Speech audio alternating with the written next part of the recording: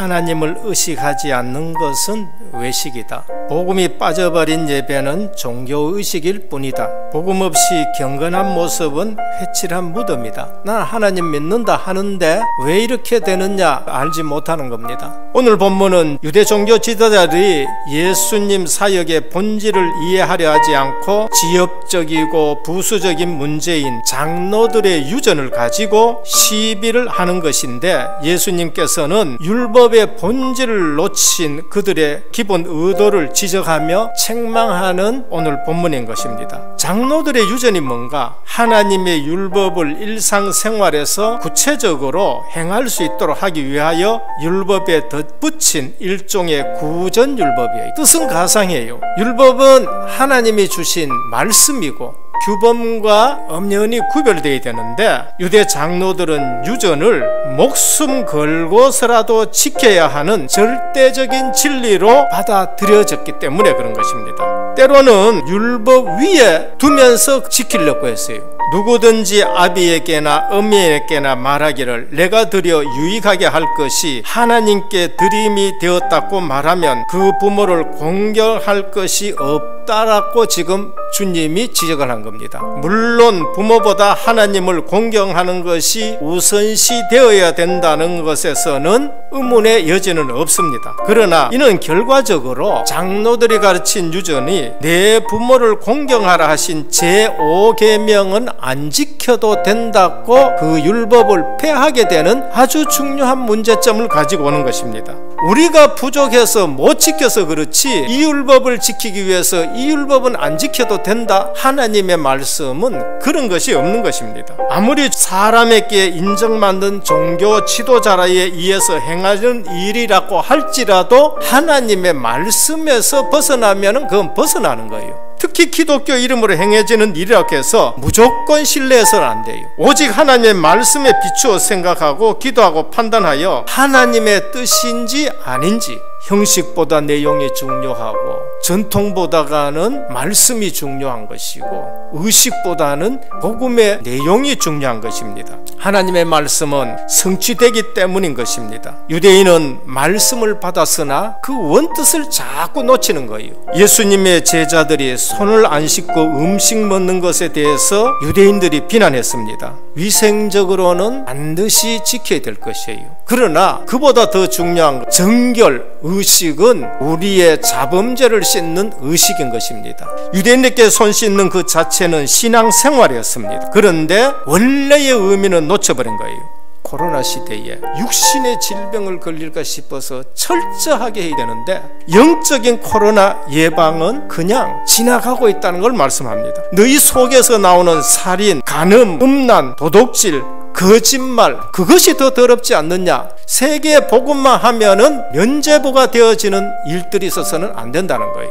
유대인의 좋은 점도 있습니다. 그런즉 유대인의 나음이 무엇이며 할례의 유익이 무엇이냐? 범사에 많으니 첫째는 저희가 하나님의 말씀을 맡았습니다. 1.1억도 거의 안 틀릴 만큼 서기관들이 잘 보존했습니다. 저희는 이스라엘 사람이라 저희에게는 양자됨과 영광과 언약들과 율법을 세우신 것과 예배와 약속들이 있고 조상들도 저희 것이요 육신으로 하면 그도가 저희께 나셨다. 복음이 어디선가 시작이 되는데 하나님은 그들을 선택했는 거예요. 그런데도 실패한 이유가 뭔가? 그들은 소경이라 그렇게 말합니다. 그 핏값을 우리와 우리 후손들에게 돌려라. 그때로부터 그 핏값을 몰랐어요. 보라, 세상 죄를 지고 가는 하나님의 어린 양이로다. 갈보리 십자가 대속의 은혜를 붙들면 모든 재앙이 넘어갔다는 것이 얼마나 큰 축복인지 아십니까? 근데 이 피 언약을 우리는 그냥 허술하게 생각하고 죄를 등한시 여겼었을 때에 그는 복음의 귀중성을 우리가 몰랐기 때문에 일어나는 거지요. 그 이후로 70년에 예루살렘은 완전히 멸망해요. 흩어져서 2000년간 방랑생활하고 600만 명이 죽는 일들이 생기지는 겁니다. 유대인이 몰랐던 게 뭔가? 종교 생활은 열심히 했으나 원죄 문제를 전혀 몰랐었습니다. 아담 이후의 모든 인간은 아담으로 원죄를 가지고 나오는 겁니다. 마리아는 성령으로 잉태된 사람이 아니에요. 예수 그리스도만이 성령으로 잉태됐었습니다. 하나님이 불가항력적으로 안 하시면은 늘 우리 죄성 때문에 오늘 또 딴 데 가고 싶고 뭐 하루 빠진데 뭐 그게 죄성이라니까요. 하나님은 조건을 안 두고 불가항력적인 은혜를 베풀어서 때로는 사건을 가지고 때로는 권면 번고하고 때로는 응답도 주시고 기적 같은 일들도 베푸시고 도와하시는 걸 깨닫게 해가지고 이 자리에 앉게 하셨단 말이에요. 그걸 모르면은 죄범죄만 안 지으면 되는 것으로 알고 있을 거예요. 그게 종교입니다. 그래서 그리스도가 오셨으나 그들은 자기들이 원하는 그리스도가 아니라는 것입니다. 따라서 내려오는 유전과 전통을 더 중요시 여겼는데 생명의 복음이 필요하지 않다고 되는 것이에요.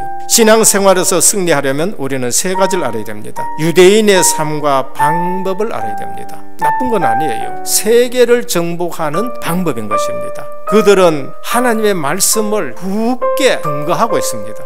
3살 때부터 유대 교육을 시작합니다. 경제도 가르칩니다. 그리고 아주 중요한 것이 포럼입니다.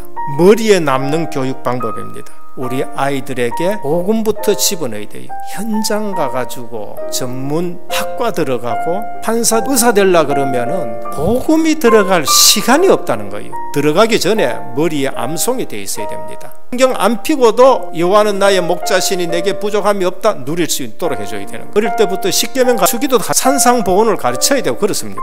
학교 가면은 앉아가지고 선생님 말씀을 들어야 되는데 교회 와서는 예배 시간에 뛰댕기도 괜찮다. 죄가 뭔지를 모르고 규범이 뭔지를 모르니까 따라가지를 못하는 겁니다. 인간이 왜 망하는지를 몰라요. 한마디로 복음에 대해서 소응해 되었습니다. 오늘 우리는 자녀들에게 나가기 전에 영적인 눈을 뜨게 만들어야 됩니다. 엄청난 공부를 하는데도 세상은 망하고 있습니다. 복음을 3가지 눈을 가르쳐요. 너 육안이 있는 거야. 그리고 해안이 있어야 돼. 지식 지혜의 눈을 가르칩니다. 그러나 영안이 있어야 돼. 영적 세계를 아는 눈입니다. 하나님 앞에서 어떻게 237 세계 복음을 할 것인가? 공부해서 네가 잘 먹고 잘 살고 불신자처럼 사는 거는 이성 없는 짐승처럼 사는 거야. 네가 성공하는 것은 하나님이 증인으로 세우기 위해서 이 문제에 속지 마라. 그 속에 하나님의 중요한 계획이 있다. 헤블리 파원, 하나님이 주시는 능력이 있어. 고등학교를 나와도 헤블리 탤런트를 가르쳐주면은 세계 어디 가도 쓰임받게 되는 겁니다. 상관없는 과를 택했다. 그는 일평생 고생하게 되는 겁니다. 헤블리 미션입니다. 그것 가지고 네게 주신 미션을 이루어 나가라는 우리 건강, 우리 물질, 우리 시간이 237 디자인과 맞아야 되는 겁니다. 오늘 선교 대회의 달 마지막 주일에 우리 렘넌트 파송하는 주일입니다. 공부가 잘못됐다는 말이 아닙니다. 생명은 아니라는 거예요. 세계 정복하는데 방법이지 저주 막을 수는 없다는 것을 우리에게 말씀을 한 겁니다. 귀한 말씀 붙들고 승리하기를 예수 그리스도 이름으로 축원합니다.